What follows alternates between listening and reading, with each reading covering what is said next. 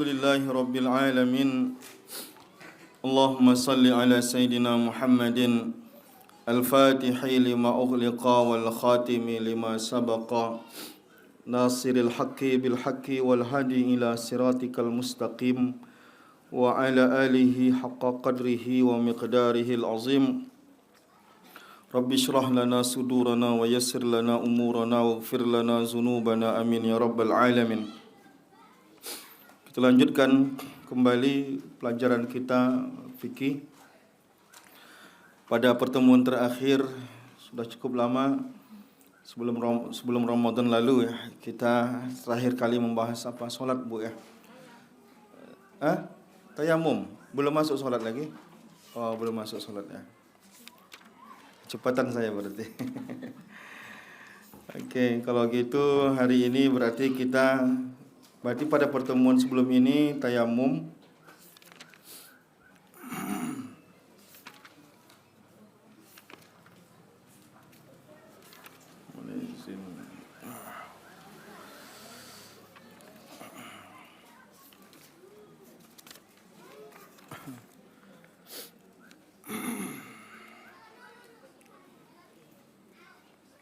Mandi sudah ya? Sudah ya, mandi sudah, tayamum sudah. Oke.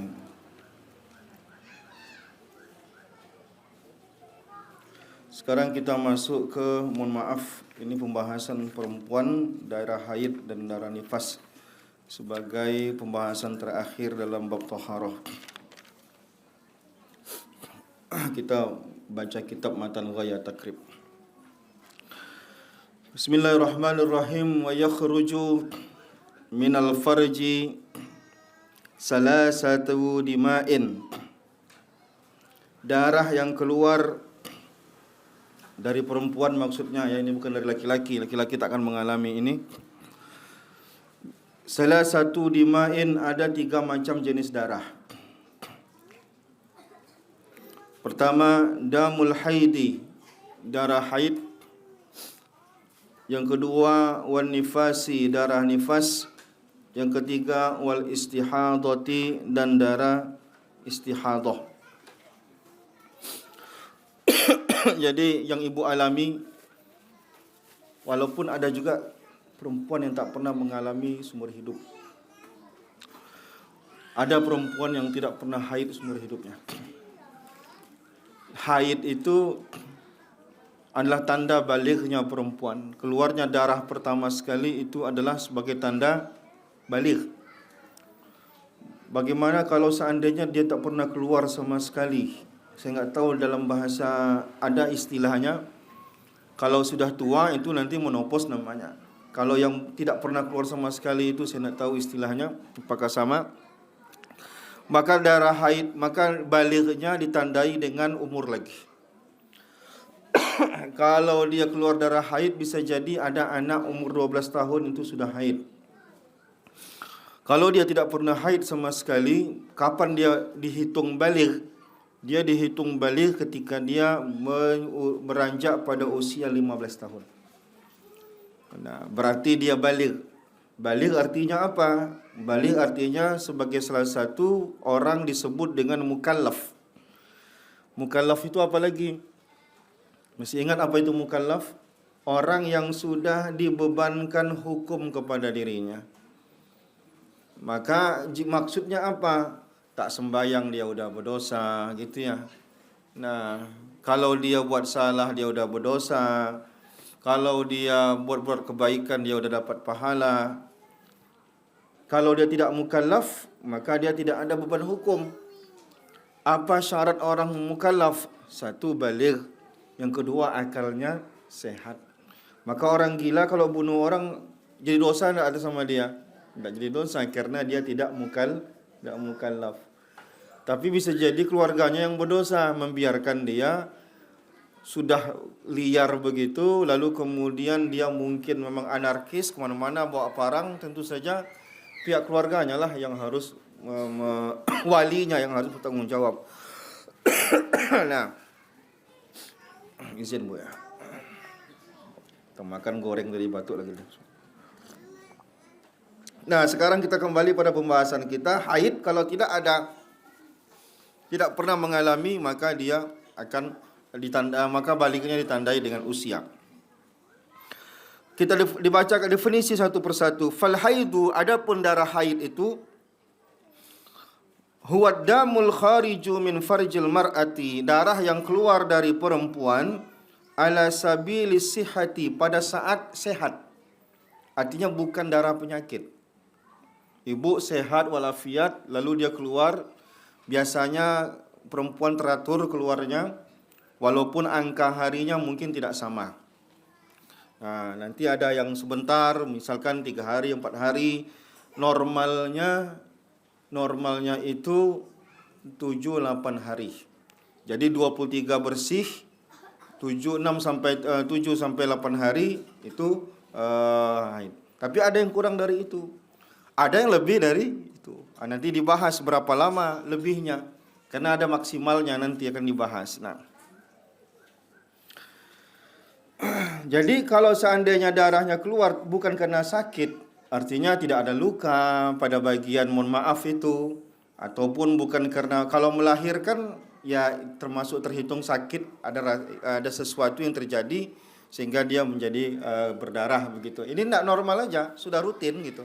Nah, itu yang disebut dengan, walaupun nanti ada rasa sakit, nyeri di pinggang, tapi bukan itu sakit yang dimaksud. Tapi penyebab darah itu keluar bukan karena ada penyakit. Nah, dia keluar karena justru orang normal itu keluar. Justru tak keluar baru mengkhawatirkan, nah gitu. Nah, orang dia tak keluar bukan suami istri ya, artinya perempuan masih lajang tak keluar darah haidnya justru mengkhawatirkan. Kalau dia jadi istri tak keluar justru membahagiakan gitu. Nah, min ghairi sababil wiladah, bukan disebabkan adanya lahiran. Nah, kalau ada lahiran maka namanya lain lagi, namanya sudah nifas. Nah, walaunuhu aswadu, warnanya cenderung kehitam-hitaman. Jadi walaupun ada merah-merahnya dikit, lebih cenderung warna darah haid itu warnanya hitam. Nah, maka jangan takut, oh kok hitam warnanya, ya memang hitam warnanya untuk darah haid. Begitu dalam disebutkan dalam fikih. Adapun pengalaman ibu itu wallahu a'lam, itu semua masing-masing punya pengalaman darahnya masing-masing. Nah, jadi anak gadis kita dia mesti tahu itu tentang darah haid. Bahwa darah haid ini adalah menyebabkan orang junub, artinya dia tidak boleh megang Quran, itu mesti diajarkan. Bersih dari haid, dia mesti diajarkan bagaimana cara mandi wajib. Karena begitu dia bersih haid pertama, di saat itu dia langsung mukallaf. Jadi anak gadis misalnya 12 tahun nih, belum pernah mengalami haid apa segala macam. Haid dia, rupanya seminggu setelah itu dia bersih. Hari pertama bersih, di situ dia sudah wajib sholat. Tapi di umur 7 tahun dia disuruh sholat, itu belum wajib, itu ngajarin sifatnya. Ajarkan anakmu sholat, kata Rasulullah, di umur 7 tahun. 10 tahun dia tak mau sholat, jangan disuruh-suruh lagi, tapi dipukul. Nah, jadi 10 tahun pukul, anak laki-laki maupun anak perempuan. Mengapa dipukul? Karena anak 10 tahun ini kita udah khawatir, dia udah dekat-dekat masa haid. Dia mesti membiasakan diri sudah. Jadi pukul itu maknanya umum. Nah, kalau mau dipukul pakai uang jajan boleh juga gitu ya. Kalau dipukul fisik boleh, tapi tidak boleh memukul fisik dengan niat menyakiti. Tujuan memukul untuk membuat dia takut. Jadi kalau seandainya digertak-gertak aja cukup, maka jangan dilalukan. Anak ini misalkan dia digertak, dipelototin mata kita, dia takut, dia udah cukup. Nah, tapi ada bujuk model anak ini dipelototin mata kita, nggak peduli dia. Nah, mainkan dulu sedikit kakinya itu ke apa? Kalau mak saya dulu mendayang kelapa itu, tahu mendayang kelapa? Kelapa itu kan kalau buahnya muncul kan ada semacam, nah itu jadi sapu ke kaki, karena anaknya bandel. Kalau anak ibu mungkin tidak seperti itu, ya tak perlulah sampai gitu. Itu definisi pukul itu perlu dipertegas. Sama seperti kalau dalam Quran ada suami boleh mukul istri. Gimana bentuk pukulnya? Orang mukul istrinya sampai biru matanya. Ya itu dosa lah, dosa besar itu.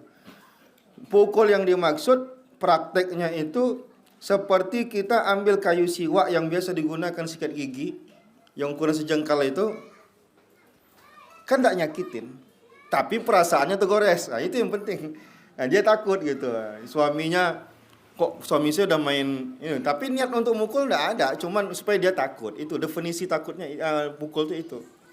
Bukan kayu panjang segini lalu pukulkan sekuat tenaga, itu namanya itu haram hukumnya, tidak boleh. Nah, jadi maksud pukul di situ adalah takut, buat dia takut. Nah, itu maksudnya. Baik istri, suami boleh kalau istrinya tidak mempan dinasihati. Kalau mempan nasihati, maka hukum pukul itu haram hukumnya. Ditakut-takutin pun tak boleh. Kalau dinasihati mempan.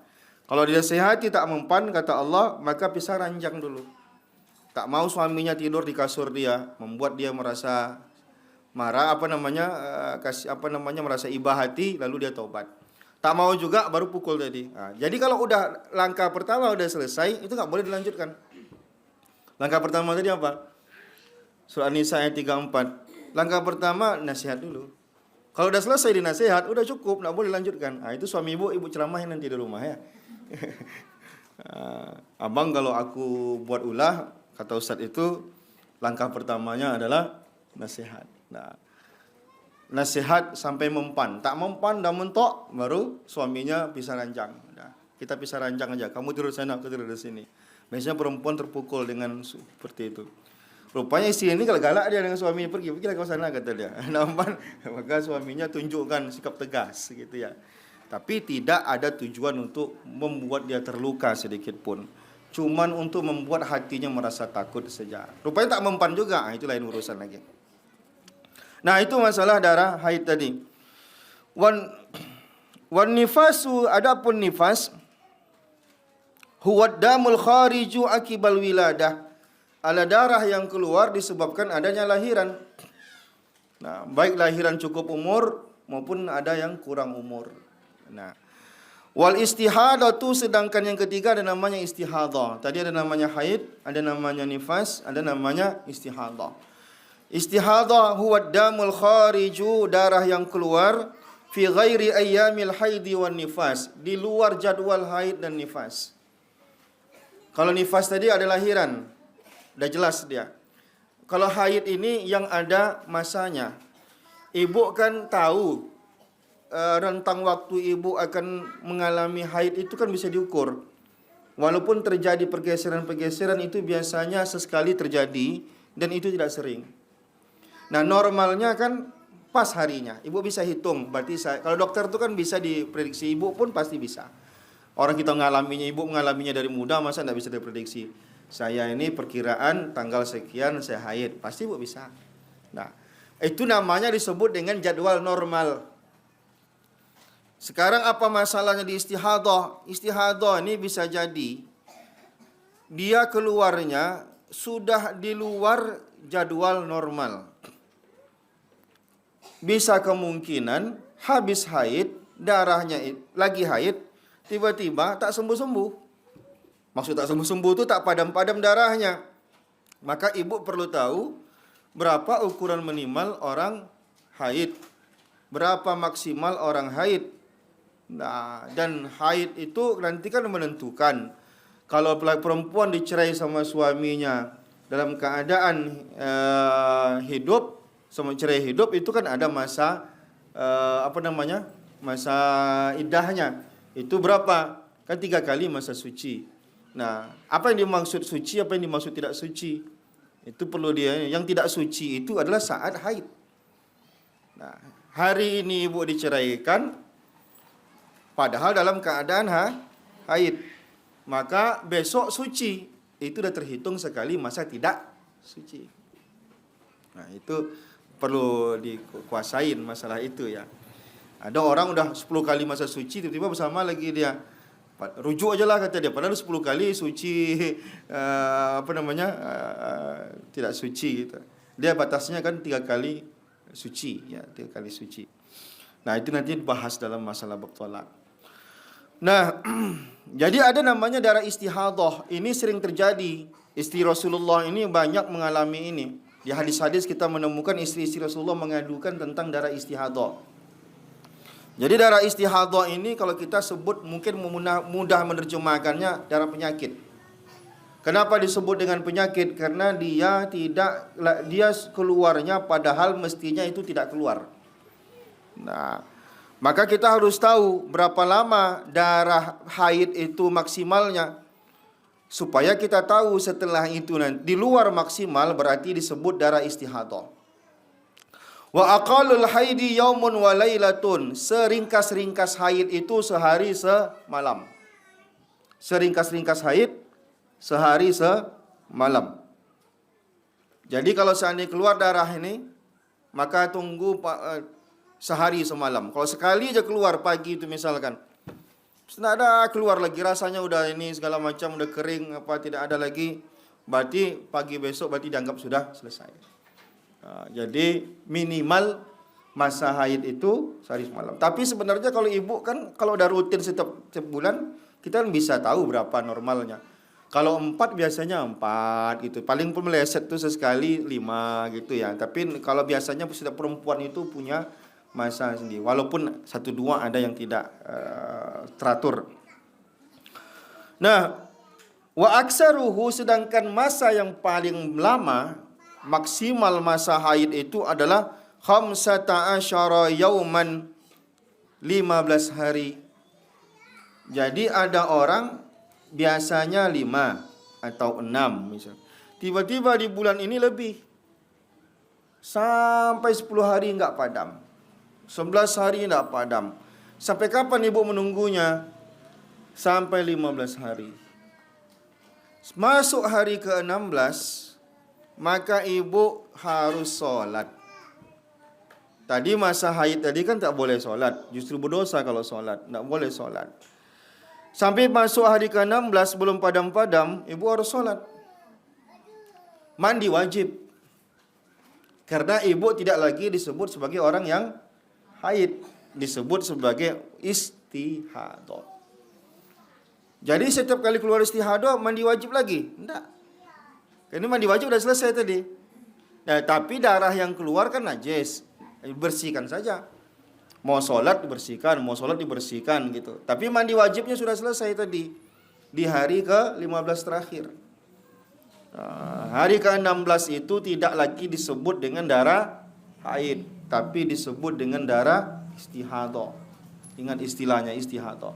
Pernah ibu mengalaminya, wallahu a'lam. Tapi kalau dalam hadis-hadis Nabi, itu banyak dikisahkan.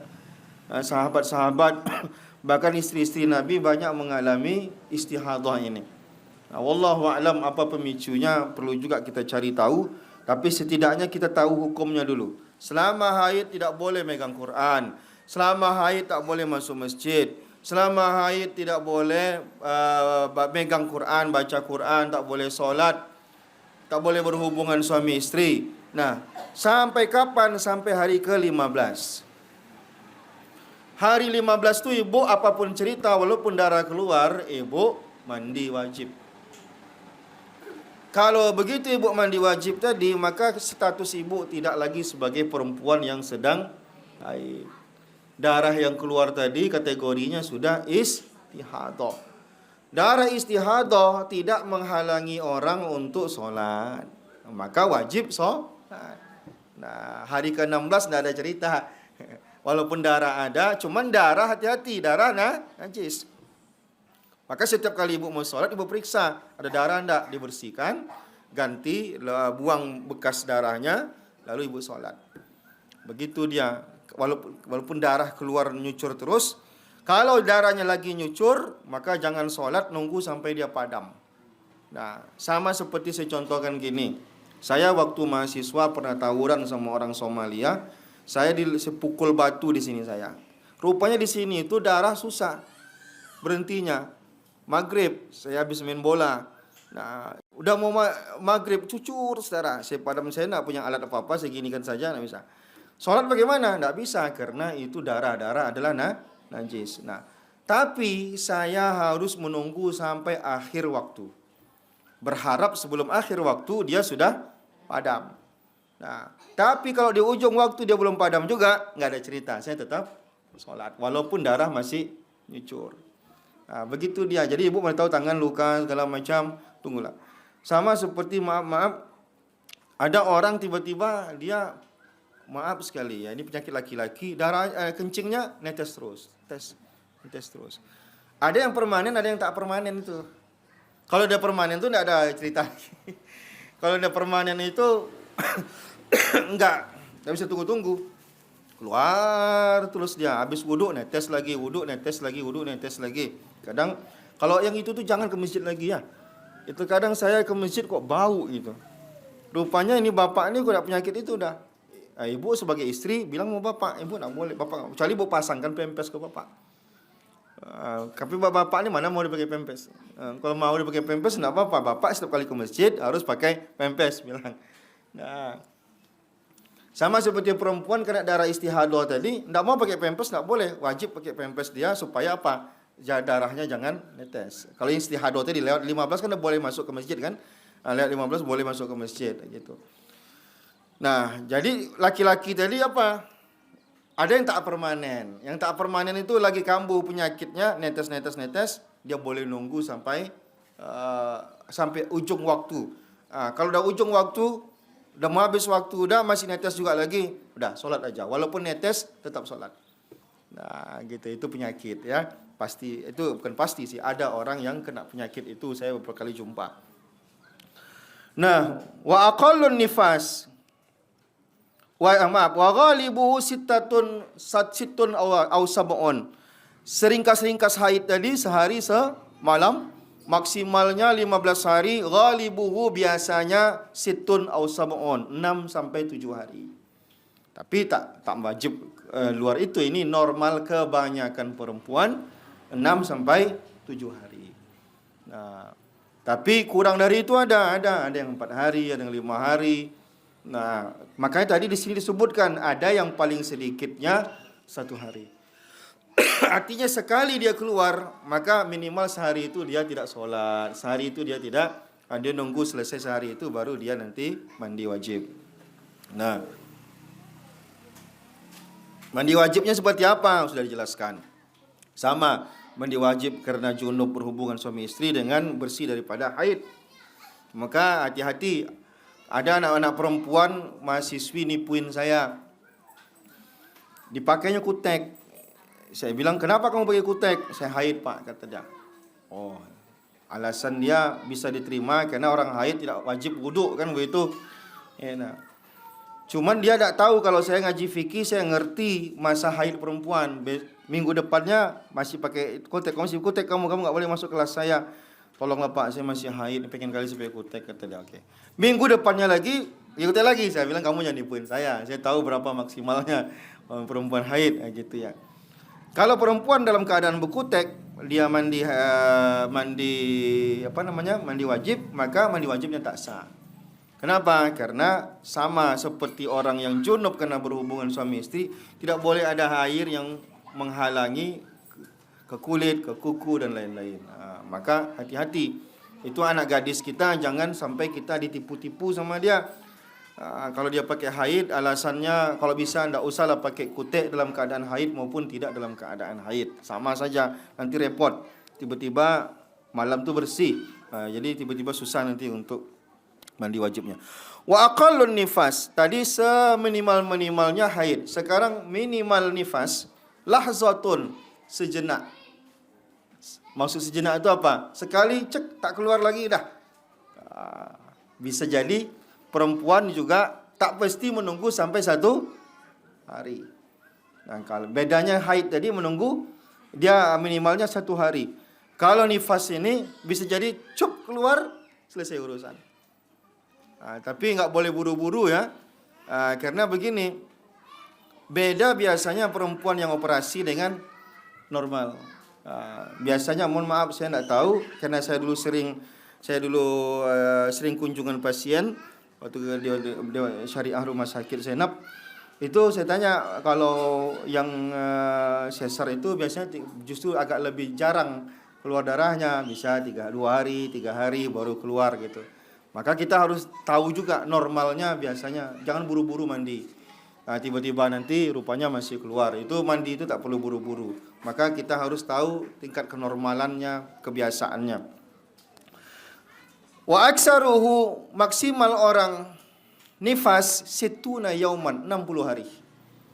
Kalau haid tadi berapa hari? 15 hari. Kalau darah nifas dia keluar, maksimal harinya itu 60. Nah, wa ghalibuhu arba'una yauman, meskipun normalnya itu cuma 40 hari. Rata-rata maksimal perempuan haid itu sampai 40 hari. Maaf, kok haid pula. Nifas. Nah, tapi kalaupun dia berlanjut, tunggulah sampai 60 hari. Kalau lebih dari 60 hari dia masih keluar, berarti dia masuk kategori darah istihadah. Sudah masuk kategori istihadah. Sama seperti haid tadi, lebih 15 hari maka dia jadi darah istihadah. Begitu juga nifas lebih dari 60 hari maka dia kategorinya adalah istihadah. Nah. Wa aqallu tuhri bainal haidataini, seringkas-ringkas suci di antara dua haid, antara haid yang satu dengan haid berikutnya, berapa lama minimalnya? Pengalaman tadi kan normalnya berapa tadi? Lupa, 23 sampai 24 hari. Normal. Bersih antara normalnya 23 sampai 20. Nah, sekarang kalaupun dia lebih cepat antara haid ini tiba-tiba haid lagi. Berapa lama paling cepatnya? Paling cepat, jangan nanti terjatuh. Biar aja dia jalan. Jangan ditarik-tarik. Paling cepatnya itu adalah 15 yauman, selama 15 hari. Haid nih, suci. Nah, 15 hari lagi itu paling cepat. 15 hari lagi dia. Nah, wala hadda li aksarihi. Adapun berapa lama jaraknya tadi paling ringkas. Tapi kalau lama, berapa lama nunggunya? Tidak ada batasnya. Orang jaga keluar-keluar mau gimana maksakannya gitu. Ada mungkin mau 2 bulan dia lagi baru keluar, mau setahun dia lagi baru keluar. Bisa jadi ada yang tidak lancar dalam pendarahan, ataupun bisa ada penyakit, bisa jadi harus diobatin ya. Kata orang kalau bekamnya rutin itu biasanya ada, bisa merutinkan normal gitu. Allahu a'lam. Saya cuma nembak-nembak dengar kata orang saja. Ini kajian perempuan, jadi saya kurang berani untuk terlalu jauh membahasnya. Wa aqallu zamanin, dan usia yang paling cepat. Tahidu fihil mar'atu, perempuan mengalami haid 9 sinin, 9 tahun. Sayyidah Aisyah nikah sama Rasulullah umur berapa? 6 tahun. Baru serumah 9 tahun. Nah, Sayyidah Aisyah menikah sama Rasulullah di kota Mekah di 6 tahun usianya, tapi tak bersama. 9 tahun baru bersama. Orang Arab tidak sama seperti anak kita. Orang Arab itu, anak SD kita itu udah macam SMA orang Arabnya. Jadi mungkin lebih cepat mungkin ya, badannya cepat besar segala macam ya. Nah, jadi saya menyangka bahwa kenapa Rasulullah mulai bersama dengan Sayyidah Aisyah di umur 9 tahun, padahal nikahnya sudah di umur 6 tahun, haid. Nah, banyak orang-orang barat bilang Rasul kalian itu pedofil, kata. Kenapa pedofil? Dia menikahi anak perempuan. Di zaman itu normal aja. Sedangkan teman sekolah saya dulu di kampung itu ke 1 sanawiyah nikah dia. Sepupu saya itu masih kecil betul nikahnya. Di kampung-kampung biasa. Orang barat mengatakan Rasul kan itu penyakit.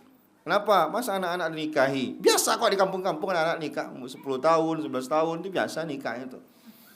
Nah, wa aqallul hamli 6 ashhurin. Tadi masalah haid ya. Jadi anak minimal 9 tahun dia haid. Ada juga nanti dia lebih dari 15 tahun, ada umur 16 tahun, ada 17 tahun. Tapi kita menunggu masa balik itu 15 tahun. Umur 15 tahun, umur kita dah belum juga keluar darah haid. Walaupun nanti keluarnya umur 17, tapi umur 15 itu sudah balik. Salatnya sudah wajib. Nah, begitu. Jadi sebelum 15 kalau dia Tapi hati-hati, anak kita tidak tahu umur berapa haidnya. Jangan-jangan anak gadis ibu umur 10 tahun dia haid. Normalnya anak Indonesia berapa tahun? 12 tahun haid. Biasa, kebanyakan. Anak perempuan kita, ya anak-anak SMP ini mungkin saya tebak-tebak ini sudah haid semua. Tebakan saya aja, rata-rata begitu. Anak tingkat SMP di kita. Maka ibu hati-hati, anak ibu harus sudah membiasakan diri sholat sebelum dia beranjak di usia kemungkinan haid. Kemungkinan orang haid seperti ini tidak jauh beda dengan kerabat-kerabat dekatnya. Itu perlu ibu tengok, ibu dulu umur berapa haid, kakaknya umur berapa haid, segala macam. Itu biasanya tidak jauh-jauh beda. Jadi kalau bisa ditengok, oh kakaknya dulu haid itu di umur 13. Ini diwanti-wanti anak gadis ibu. Nah, masalah pakai jilbab tidak nunggu haid. Hati-hati. Anak perempuan disuruh tutup aurat itu di umur berapa? Tidak ada umurnya.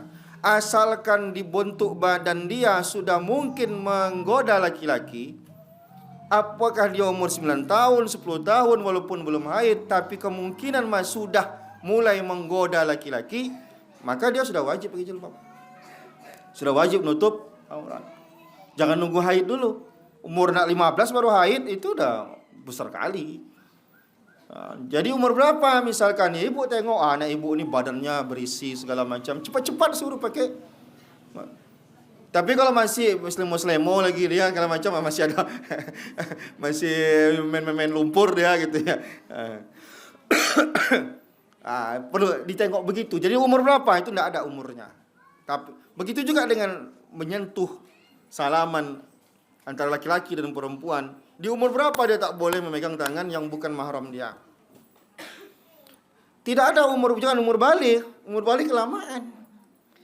Pada usia dia memungkinkan sudah membuat laki-laki bernafsu memegang dia. Nah, maka ibu anak sudah SMP itu sudah sebenarnya sudah terlambat. Oke lah, satu SMP kalau kita rata-ratakan satu SMP itu jangan lagi dia kasih pegang tangan siapapun. Mau kecuali mahram dia, siapa aja mahram dia? Ayahnya, kakeknya, siapa lagi? Paman kandungnya, baik dari sebelah ayah maupun sebelah ibu. Kakak, abang-abang kandungnya, adik kandungnya, siapa lagi? Keponakan-keponakannya ya. Itulah batasnya. Sepupunya, bupunya boleh nggak dia nikahi?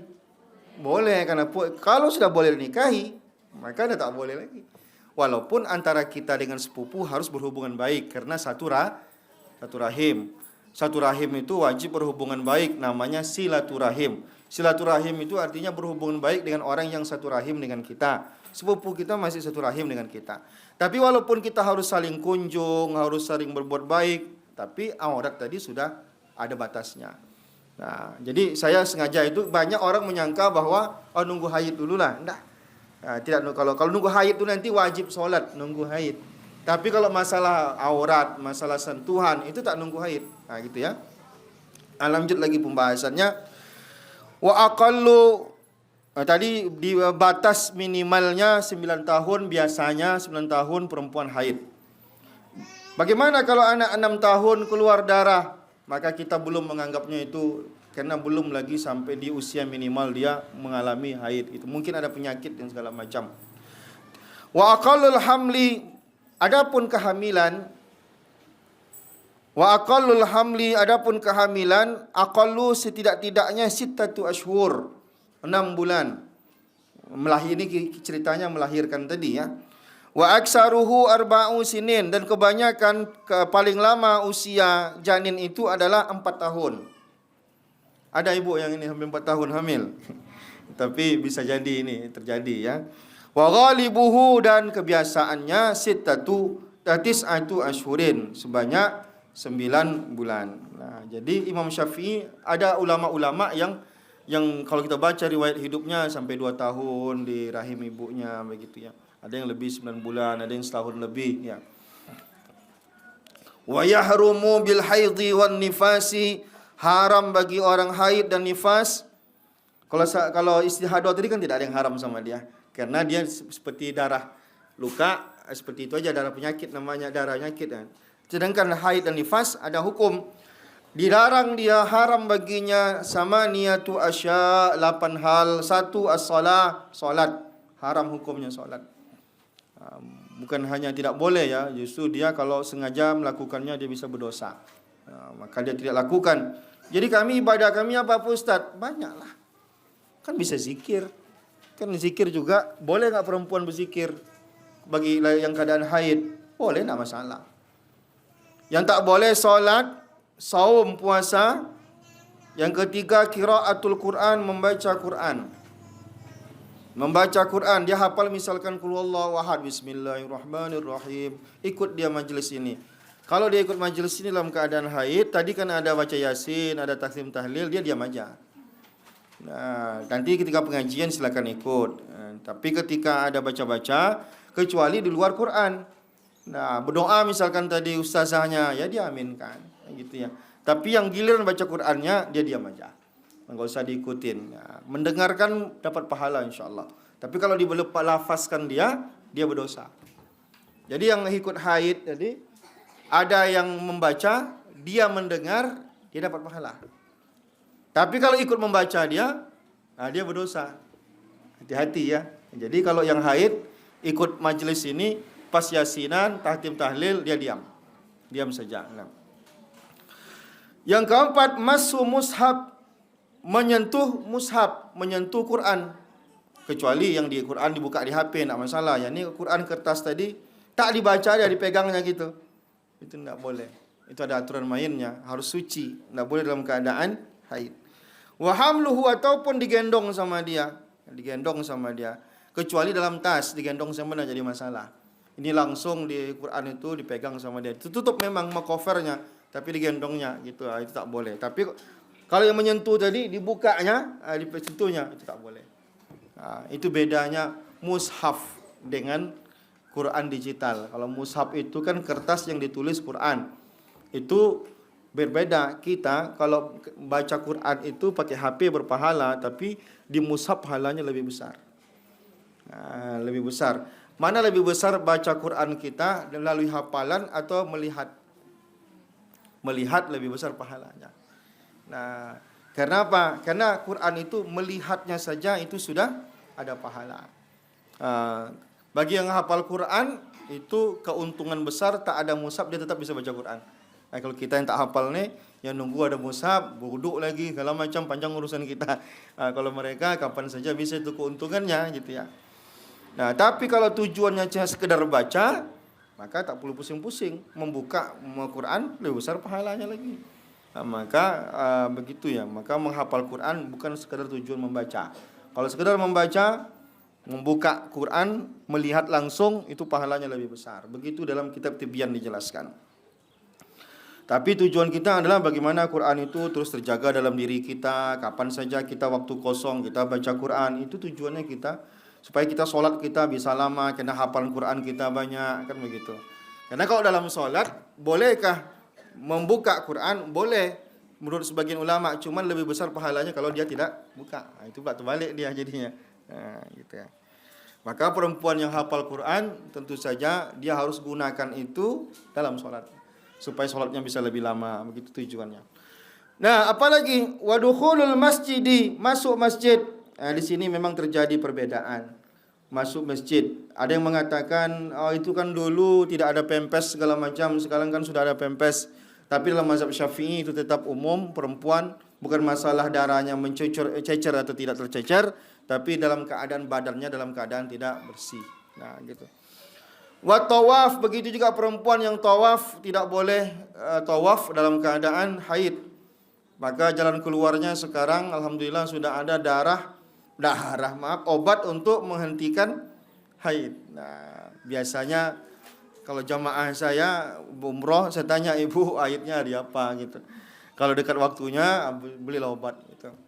Nah, ada. Kalau tidak nanti jadi repot karena dia tak boleh ikut.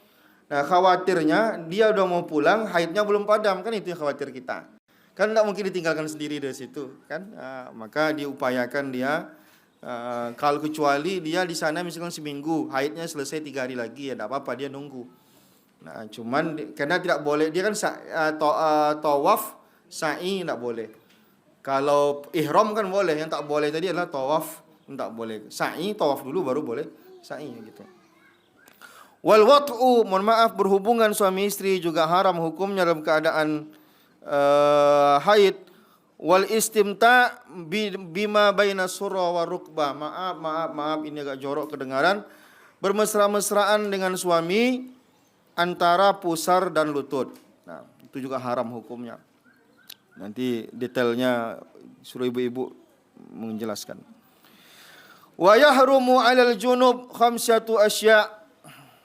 Dan haram bagi orang yang junub 5 macam: salat, baca Quran, menyentuh Quran, membawa Al-Quran, menggendong Quran, tawaf dan berdiam di dalam masjid.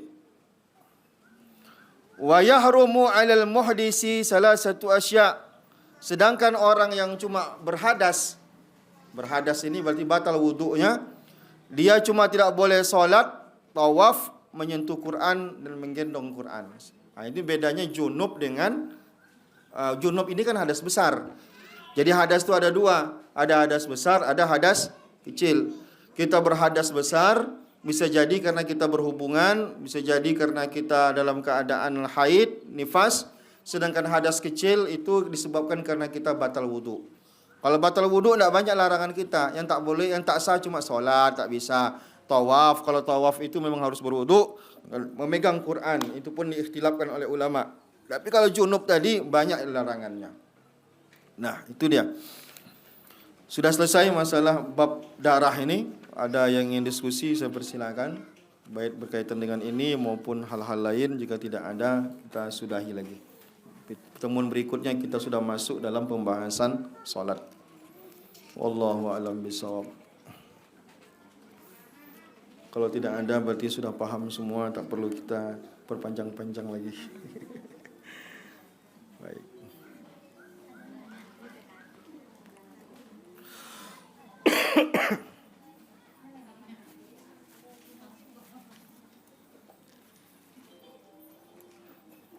Ibu nanya yang berat-berat dah.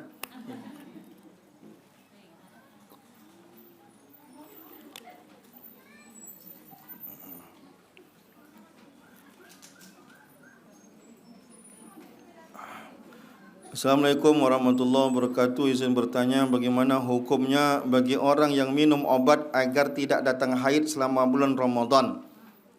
Nah, ini cerdik nih. Dengan tujuan agar bisa puasa full di bulan Ramadan tersebut. Kita bahas yang pertama dulu. Haid itu yang membuat orang tak boleh puasa itu kan haid. Nah, apapun alasannya, asalkan darah tak keluar berarti dia belum haid. Mau disumbat semua dia pakai apapun itu, asalkan darah tak keluar, mau pakai obat, mau apapun jenis obatnya, asalkan tak keluar darah berarti haid belum terjadi. Selagi dia belum tidak haid, maka dia wajib puasa. Tapi sekarang kita bicara afdol. Mana yang lebih afdol? Dia biarkan haid, lalu dia tak berpuasa, atau afdolnya dia tahan haidnya supaya dia full Ramadannya. Maka lebih afdol dia biarkan itu normal terjadi. Tapi kalau ibu ini maksa dia, asalkan darah tak keluar, maka dia belum haid. Selagi dia tak haid, maka dia wajib puasa. Saya mohon maaf, ini agak jorok sedikit. Saya contohkan gini. Ibu haid misalkan tanggal di hari ini haid seharusnya. Hari apa ini? Hari Jumat. Suami ibu dari luar kota cuma punya cuti hari Jumat, Sabtu, Minggu. Apa rasanya suami ibu udah 3 bulan tak pulang? Pulang ke rumah ternyata bini lagi haid. Maka ibu takut, suami ibu tak nyaman, takut nanti jajan-jajan pula dia keluar sana. Maka ibu dah tahanlah darah haid ini dulu. Minumnya obat demi kemaslahatan agar suaminya jangan buat jahat. Dijaganya suaminya. Maka rupanya pas di bulan Ramadan, maka dia tetap harus puasa karena darahnya tidak keluar kan. Gitu dia. Dari secara hukum dia tetap wajib puasa selama darah tak keluar, pakai apapun caranya. Tapi kita kalau bicara tentang afdol, mana yang lebih afdol, tentu lebih afdol biarkanlah itu normal. Nah, karena itu kodratnya perempuan, khawatir kalau ditahan-tahan gitu ada resiko untuk badan dan lain-lain. Nah, itu sebaiknya tidak elok. Nah, itu Bu ya. Ya, tapi kadang-kadang ada yang memaksa kita, namanya juga ada canggih kan, ada hal-hal yang mendesak, ya apa boleh buat. Assalamualaikum warahmatullahi wabarakatuh. Bolehkah wanita yang belum bersuci dari haid berhubungan suami istri sebelum mandi wajib? Haidnya sudah berhenti. Dia belum mandi lagi. Nah, berarti dia belum suci. Sekarang pertanyaannya, dia masih dalam masa haid atau tidak? Yang dilarang tadi kan dia masih dalam masa haid. Yang dilarang kan masih dalam masa haid. Kalau dia tak mau mandi wajib, sampai 10 hari tak mau dia mandi wajib. Bandel ibu ini misalkan, mandi wajib tak mau dia. Sekarang status dia masih haid atau tidak? Kan tidak. Dia mandi aja, mandi junub tidak? Misalkan dia mandi setiap hari, cuma mandi junub nggak mau dia. Mandi junub lama, nggak mau kudu kata. Biar aja lah. Dia masuk neraka. Kan ada orang yang yang penting status haidnya tidak ada lagi. Kalau masa status haidnya sudah tidak ada lagi, maka dia boleh berhubungan. Ya, masalah mandi kan masalah dia mencucikan diri dia. Bukan dia membatasi dia habis masa haidnya. Sekarang pertanyaan saya, ibu ini tadi saya contohkan, ibu ini dah awal bulan kemarin dah habis masa haid dia. Saking bandalnya ibu ini dah sebulan tak mandi dia wajib. Diingat-ingatkan tak mau. Ada ininya lah ibu ini misalkan kan. Nah, status dia haid kata lagi kan tak haid. Kalau kita bilang masih haid, pusat dia belum mandi wajib, berarti sholat belum wajib dia. Enak kali ibu nih, itu masalah lagi dia mandi wajib gitu. Itu masalah ya. Intinya yang dilarang tadi kan perempuan haid. Nah, itu dia. Cuman kan kotor dalam tuh belum dibersihkan. Perempuan pun tak nyaman dalam keadaan seperti itu. Bagaimana caranya supaya kita bisa fokus sholat, tidak memikir hal lain? Ini berat. Nah, agak mustahil. Wasta'inu bis-sabri was-shalah wa innaha lakabiratun illa 'alal khashiin. Berat sholat itu, kecuali orang-orang yang dah mampu khusyuk. Bagaimana cara khusyuk? Allazina yazunnuna annahum mulaqu rabbihim. Dalam solat itu ingat mati. Jadi solat itu anggap itu solat terakhir. Artinya wah ini mungkin maghrib nih terakhir nih, isya nanti tidak bisa sembahyang lagi. Tapi menghadirkan itu dalam solat kita berat pula. Maka ulama ngasih tips-tips. Macam Imam Ghazali mengatakan pandangan tak boleh luas. Kalau pandangan luas nanti lewat orang apa pula terbayang sama kita. Pastikan kita udah punya ruang khusus solat. Pandangan tak luas, maka solat depan kaca itu hukumnya makruh. Kenapa? Pasti tertengok, berkata-kata dalam hati ketika kita melihat wajah sendiri. Nah, habis itu menahan buang air, itu makruh solatnya. Hentikan solat di saat sudah terdesak, karena sudah makruh. Maka lepaskan, masuk lagi solat. Maka kata Rasulullah apa? Iza quddimal asya' fabda'u bi. Kalau makan malam udah terhidang, makan dulu baru sholat, supaya tetap khusyuk. Jangan nanti terbayang-bayang sama kita, aduh kakak udah masak tadi gitu. Bagi suami yang mungkin kelaparan, istrinya udah masak enak. Orang ngantuk berat, mana yang lebih afdol?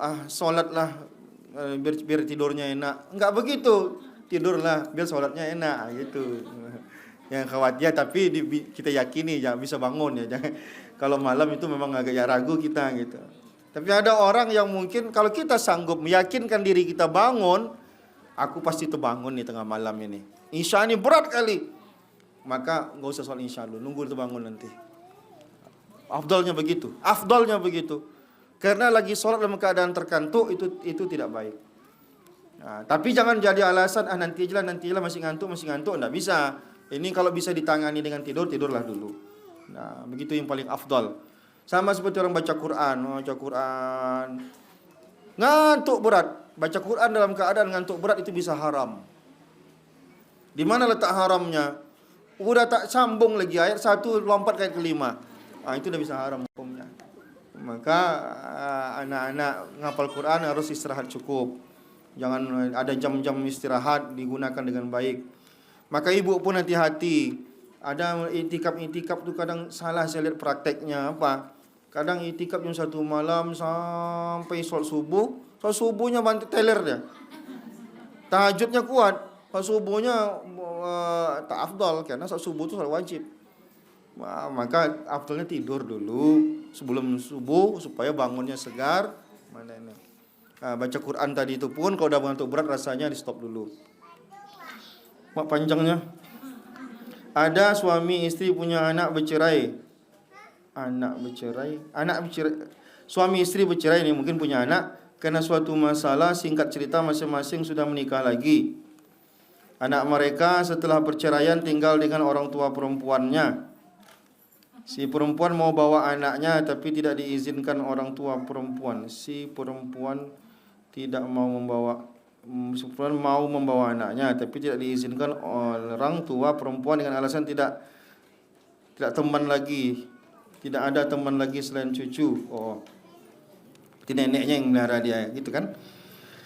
Apakah si perempuan berdosa tidak mengurusi anaknya padahal mau dibawa dan diurus tidak diizinkan oleh orang tua perempuannya?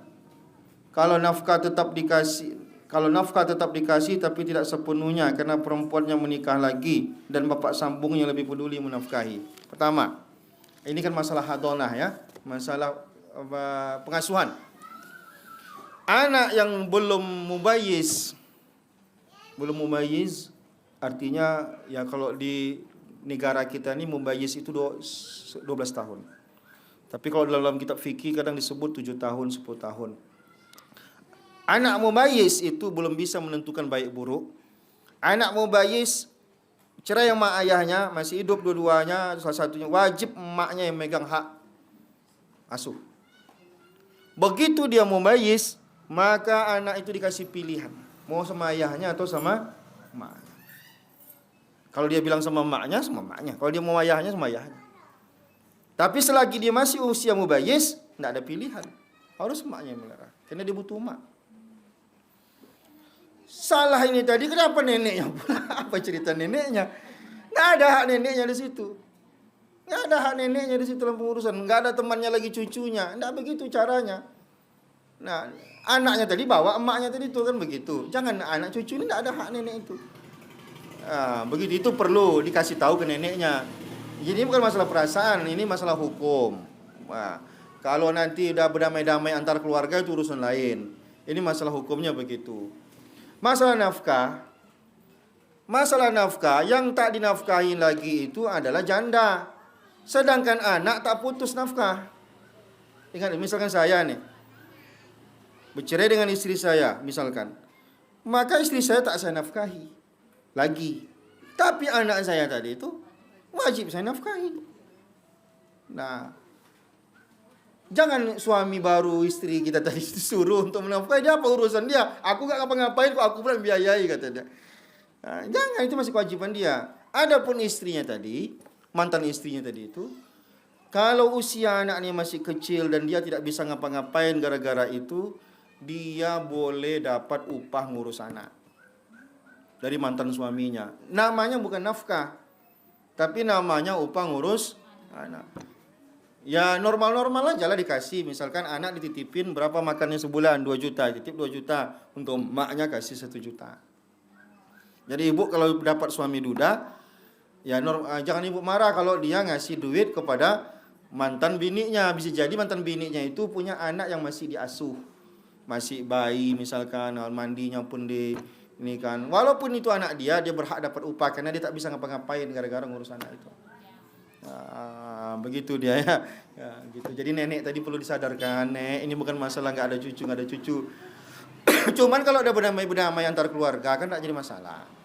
Misalkan iba pula hati nenek nanti stres dia gara-gara itu, ya udah kita kompromi. Tapi masalah nafkah nggak bisa dikompromi kan. Jangan sampai nanti laki-laki itu merasa anak dah nikah lagi pun bini aku tu sama laki-laki kaya. Jangankan laki kaya, bini kaya pun tak ada hak suaminya untuk tidak menafkahi. Kan udah pernah saya contohkan, suaminya gajinya cuma UMR. Berapa UMR? Cuma 3 jutaan ya. Bininya direktur, gajinya 30 juta. Kira-kira wajib nggak suaminya nafkahi? Nah, tak terputus kewajiban itu. Tetap wajib dia nafkahi. Kecuali istrinya bilang, udahlah, nambah-nambah gigi aja itu, kata dia. Pakailah untuk minyak motor kamu, kata dia. Tapi suami yang tegas, dia tak akan mau itu dilonggarkan. Karena di situ harga diri dia kan, depan suami istrinya. Walaupun kamu kaya, tetap kamu harus nafkahi. Walaupun nambah gigi kamu bilang atau apapun itu, ini harga diri saya supaya kamu jangan menginjak leher saya, kan begitu. Nah, cuman kalau tidak ada harga diri laki-laki ini senang dia. Oh iyalah, kata dia. Di pucuk-pucuknya udahlah, dia jangan kasih nafkah lagi ya. Kamu udah banyak duitmu. Enggak ada harga dirinya. Tapi walaupun dia miskin, dijalankannya kewajibannya, pasti istrinya sungkan sama dia. Nah, itu dia kata kunci. Nah, tapi bolehkah istri membebaskan kewajiban nafkah kepada suaminya kalau dengan ridho, tidak ada paksaan, itu boleh. Tapi jangan permanen ya, jangan tiba-tiba nanti, karena aku udah kau bebaskan. Ya bang, aku udah bangkrut bang, kata istrinya. Akan dulu udah pernah kau bilang tak usah dinafkahi lagi ya. Jangan, itu harus ada di keadaan selama aku berduit bang, abang tak usah nafkahi aku, diikhlaskannya. Keikhlasan boleh. Sama seperti ibu misalkan punya penghasilan banyak, beli ini, beli itu, beli ini. Bapak itu tak boleh dia memakai sembarangan harta ibu. Tetap dia izin. Dek, abang pakai ya, segala macam. Nah, begitu. Nah, kalau ibu izin silakan. Kalau ibu tak izin ya enggak boleh gitu. Itu bedanya laki-laki sama perempuan. Masya Allah. Maka sering saya katakan bahwa si laki-laki itu, si suami itu tidak bisa dia menzakatkan istrinya. Karena istrinya itu wajib dia nafkahi gitu. Tapi istrinya boleh nggak berzakat sama suaminya? Kenapa tak boleh? Orang dia wajib rupanya menafkahi suaminya itu. Ini dizakatinya, cuma tak elok tengok orang kan begitu kan. Nanti dizakatinya suaminya. Zakat harta ibu berapa? 30 juta. Kepada siapa ibu zakatkan? Kepada suami saya. Nanti dapat suaminya minta lagi. Untuk aku jual duit itu ya, kata dia. Balik ke dia lagi kan tak elok. Tak terputar duit tu. Cukup ya, nanti kita sambung pada pertemuan berikutnya. Subhanakallahumma bihamdika asyhadu an la ilaha illa anta astaghfiruka wa atubu ilaik. A'udzubillahi minasyaitonir rajim. Bismillahirrahmanirrahim.